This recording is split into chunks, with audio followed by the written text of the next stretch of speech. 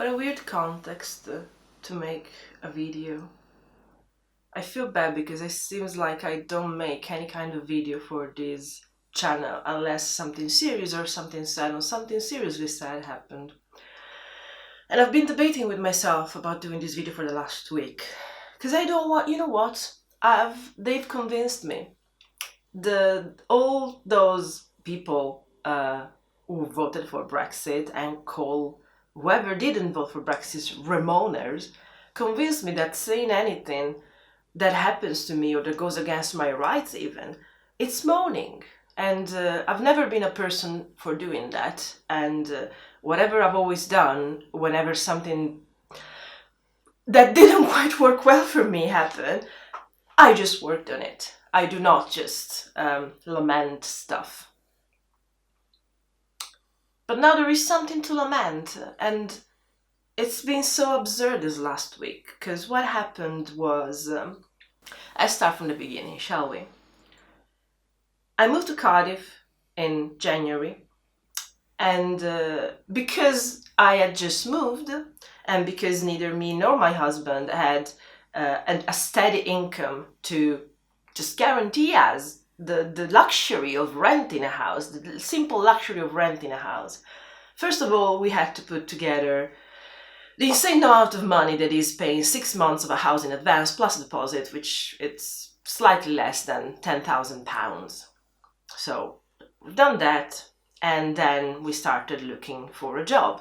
What I started to realize being here is that if I were to work proper full-time on the YouTube channel, the other YouTube channel, Keto in the UK, that might actually turn into a proper earning job. And it's something I like, and it's something I know. And considering the battles that I've done with my mental health in the last few years, it seemed like the best option to have a job and contributing to the country that way, and contributing to my own health and my own life. So for 3 months, my husband looks for a job, and at the time doesn't find one until the end of April. At the time, he applies for one of the benefits that you can get into this country, and in the end he doesn't get it because I was getting working tax credit for my job, my business that doesn't make enough money. Fair enough, whatever. Those 3 months, we gathered things here and there, and we scrapped by. And then in the end, at the beginning of May, he started this job. He's very good at it. It's something very similar to what he was doing in London. Amazing. Everybody's happy. Now, Cardiff has started to run the universal credit benefit, which is technically taking over all the other possible benefits you can get. So either it's working tax credit because you don't earn enough, whether it's housing benefits because you don't earn enough, whether it's actual support while you're looking for a job, whether it's actually employment support allowance, so you cannot work because of health, and then the country helps you with that. So all of these different things have been gathered into one, and Cardiff is one of the few places where it's been rolled out. So when Rob starts working, and we realize that he's gonna make less than £1,000 per month, and what I make with YouTube, full disclosure, well, not just YouTube, but the connected things, tends to be less than £200 per month at the moment. There are good projections, but it's like with every business. When you start, the first 18 months to 36 months actually, it's likely to be running at a loss, and that's fine, it's something I knew. So I am running at a loss, and Rob is bringing in not enough for the both of us, so we look into universal credit to see if we can get something that is akin to working tax credit. So when you don't earn enough, the country sort of helps you, subsidize you in part, with not really much. It's probably going to be £50 to £70 per week, but you know, it can make a difference when you have to pay bills, you have to run every day. Like Rob, the incredible thing about Rob is that like he's traveling to go to work, and then he's coming back and he's helping me film. There is a lot of expenses going into that, even if it's just lunches or then the travel costs. So that would have been helpful. I denied not. That would have been helpful, and that's why I applied. When he applied for universal credit, it was automatically asked in one of the questions if he had a partner, if his partner lived with him. And hello, I'm here. So he says so. Of course he says so, because why shouldn't he think that I'm his partner and I live here? Well, the Department for Work and Pension didn't think so. So first thing they ask when they see that his declaration is that he has a partner that is not from the UK, doesn't have a British passport. Then I'm sorry, I'm being ironic in something that I shouldn't, but it's still quite hurtful, because what the Department of Work and Pensions decides is that I have to attend. First, the claim has to be joined. So I have to make an account that is connected to Rob, and I have to fill the information on this account on my own, regardless of the fact that the claim is by Rob. I do that, and I'm asked to attend 2 weird appointments. One of those is an habitual residency test. I've gone through an habitual residency test before. I think it was 2015, and at the time, because I just ran away from no, it was 2014, because I just ran away from the very unhealthy relationship and situation that I was living in, and I was left in debt because, well, we know the story there, don't we? Because of that, and because of the generosity of a friend of mine, I was able to pay rent, but because I wanted to pay her back as soon as possible, I applied for housing benefits at the time, and then I realized that if you're European, you're no longer entitled to those. Thank you, David Cameron. Fine, fair enough. You know what? Your country, your rules. I've always said that.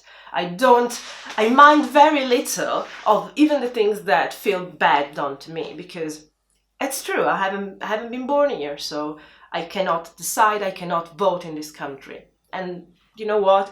As much as I don't like it, I understand that. What I don't understand, and I have a very huge issue, especially with the wording of, is that I do the habitual residency test, which means you live in the UK habitually. The word says it. I fail it. I've been living here since the 3rd of October 2007. Keep that date in mind, because it's almost 11 years ago.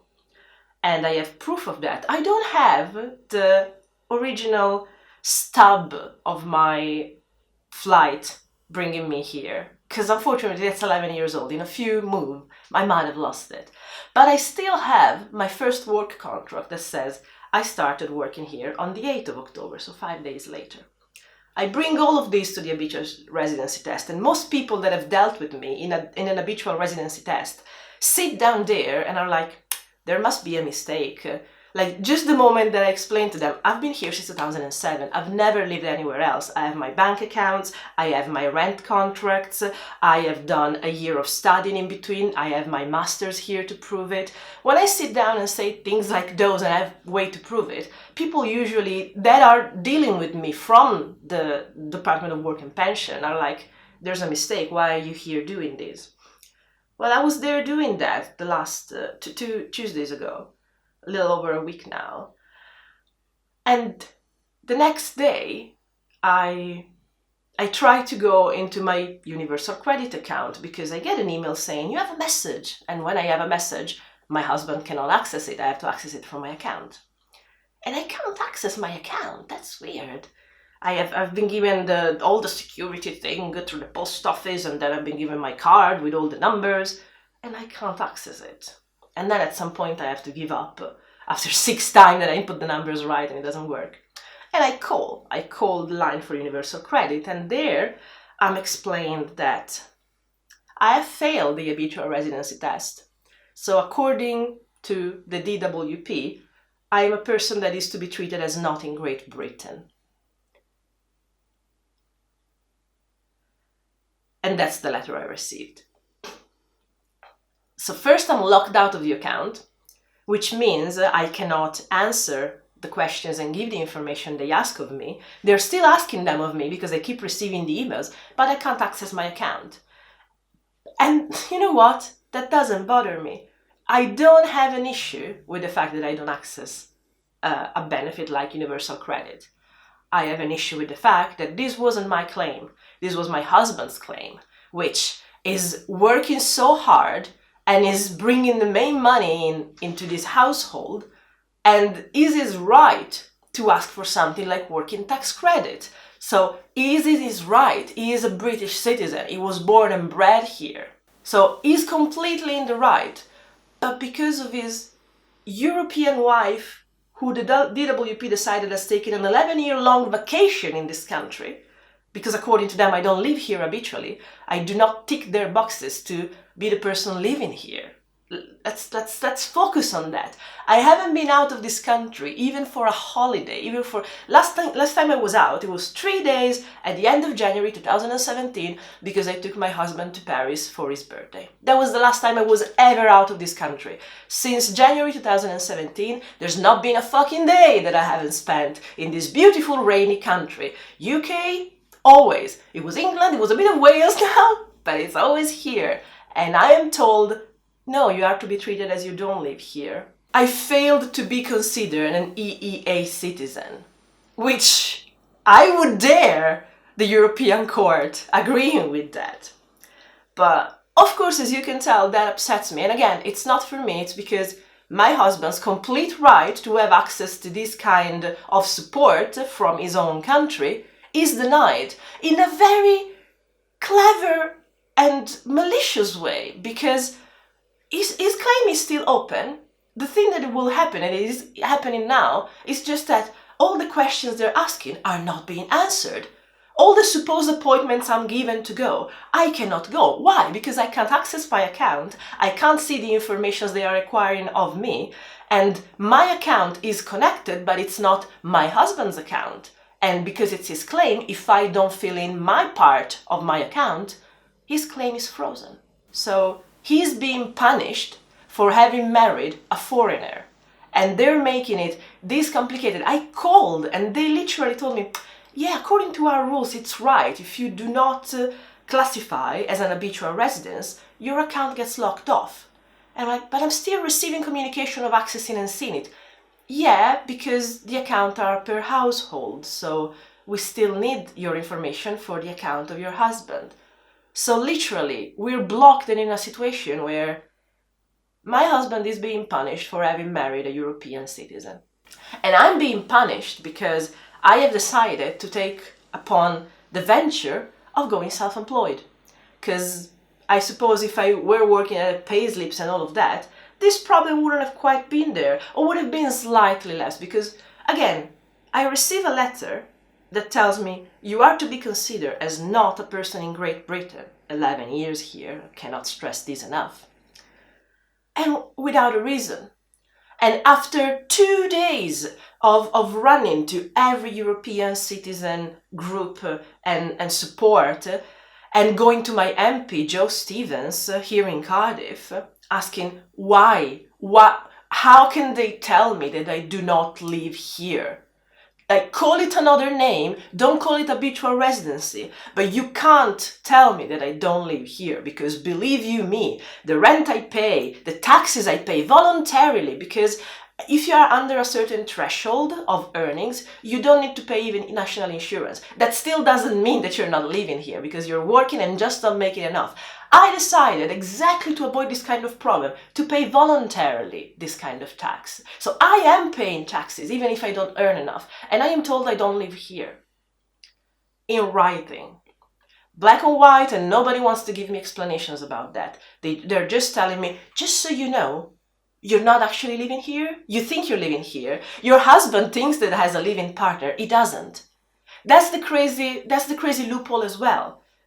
He's stuck in his claim because when asked, he has to say, I have a living partner. But at the same time, the DWP has literally stated, no, it doesn't count as a person living with you. This person is not living in the UK for what we're concerned. So if he was to make a single claim, he would have to say, I have no partner living with me, so that our marriage counts for nothing yet again. Because in case you didn't know, marriage in the UK counts for nothing about having the right to live here, about getting citizenship here. Look it up, because it's one of the most absurd things, and everybody gets always surprised that I am at this kind of risk of almost deportation, because according to them, I'm not here lawfully. 11 years and I'm not here lawfully. And the fact that I'm married to a British citizen counts for nil. The day that I'm actually told go away, best case scenario, I have to drag away my husband to a foreign country where he probably doesn't speak the language if I have to go back to Italy, a country where I haven't lived in 14 years now, and that I have left because I have no understanding of that culture. I would be eaten up alive within that context and culture. And I have done nothing but contributing to this country instead. And you know what? My mistake is that I was living by the general ideal of this country that I've always had from the outside, probably. From general culture, from books, from movies, from films, from all of that. And I believed it. I believed the politeness. I believed the simple ability that described an entire population to me, that defined they queue at the bus stop in order of arrival. That was the ultimate definition of how fair and appropriate for my concept of right and wrong this country was. But then I end up in getting these kind of letters and being called like I don't live here, a foreign subject that does not live here. And this is pure speculation. With the help of all the European support groups, again, no explanation has been given. None of my calls have been given an answer to give me actual ways to do something about this, to appeal to this. None of this has been given. Technically, they have to go through something called mandatory reconsideration. Nobody's letting me go through that. I called 2 or 3 times already, and they're like, yeah, but you need to bring more information to that, and nothing has changed in your situation. But I don't know what I need to change, because you're not telling me why you have the absurd view that after 11 years here, and a year and a half not even leaving the country, I do not live here. Best guess from the European supports is that, according to the hostile environment that we're declared to live in, according to Home Office and the DWP, is that they interpreted European law and decided that to be self-employed, to be considered as self-employed, you also need to earn a certain amount of money. Lower than that, and you're just considered as doing nothing. So you're here on a vacation, despite of what you do, despite of how many hours you work on stuff and how much you earn, of course. And that's something written between the lines. There is no actual rule for that. And technically, that is actually in violation of European court law, because it discriminates against part-time workers. And it's a completely random number that they decided to put on people. And apparently, if you earn, it changes year by year. And again, it's not official, but it's the minimum income threshold that they decided to apply to the EU law, saying, oh, but if you're self-employed, but you don't reach the minimum income threshold, then you're not considered as doing anything. And again, this is all declared as part of the hostile environment to try and make self-employment not count for European citizens, so that there are more and more reasons to call us unlawful. And after 11 years here, having studied, having contributed, having been the first person promoting the amazingness of this country, because I believed in it. Having married a person coming from here, because those values I do see in him. But the way this country is going, it's making me see a side of it that I had no idea was so vicious and so ignorant and so arrogant to be there. And this is not me moaning, this is me stating facts. Because if you can tell to a person that has completely merged and adapted to this culture, loved this culture to bits, wished they were born here as much as they like this country and the general perceived culture of this country, if you can tell me after all the time that I've been here that I am here on a vacation and I do not count and nothing that I've done in this country or for this country matters, there is something so wrong at the foundation of it. But more than that, there is something so wrong in the fact that if one of your beloved British citizens, born and bred here, if one of them is punished between loopholes because he dared marrying someone from the outside, then you're fucking up your own people now. Tell me how that is right.